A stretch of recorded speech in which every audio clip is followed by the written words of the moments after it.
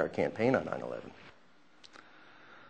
Well, that's what I wrote a whole book about, so it's hard to summarize. But I think just if you look at the radios, which I'm sure Jim Ridges talked about, if you look at the decision to put the command center, which was a decision that cost first responder lives, the decision to put it in the World Trade Center complex. Well, doesn't that go back to Chuck Schumer's wife, in a way? Well, she just supervised the construction. She didn't pick the site. She did supervise the construction of the bunker, but she didn't pick the site.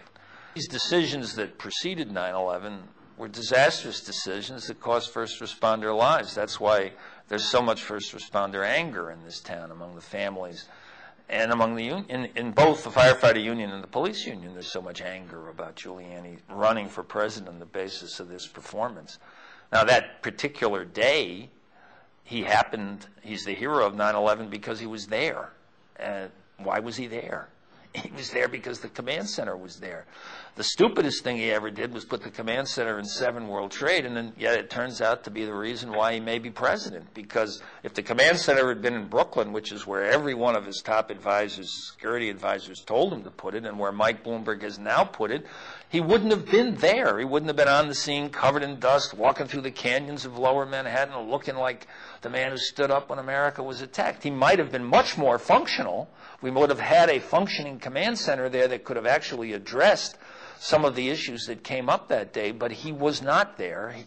He did not have a functioning command center. Bernie Kerik was waiting for him out in front of the command center when he rode down from the Midtown restaurant that he was at when the first plane hit the first tower. And they thought they were going to go to the command center, but the command center had already been evacuated. So because he put the command center there, we had all kinds of problems that day that cost lives, and communication problems, video problems. Structural engineers would have been in the command center, might have anticipated the collapse of the towers.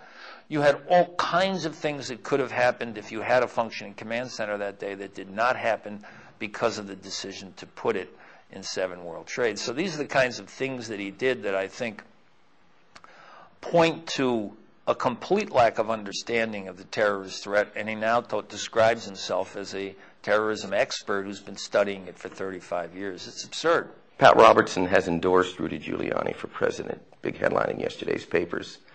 Will this split or unite evangelicals? Well, I can't imagine that the total evangelical community is going to support Rudy Giuliani. We've already heard from many evangelical leaders that they will not support Rudy Giuliani. So obviously this is some sort of a split in that community. Pat Robertson is kind of the, I think he's kind of the total kook wing of the evangelical community. I don't even know. Here he has made the most preposterous statements. He called for the assassination of a client of Bracewell and Giuliani's. Hugo Chavez is a client of Bracewell and Giuliani's.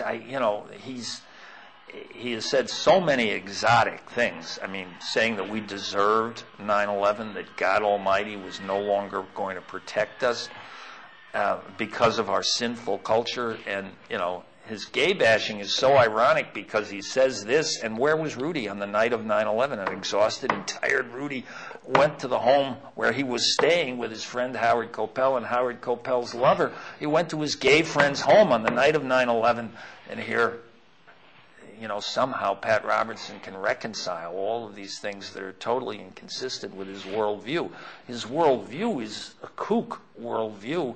Outside of this narrow universe of Pat Robertson supporters that watch his network or are part of his world down there, I think that this is kind of an endorsement that Rudy will want to distance himself from in the long term.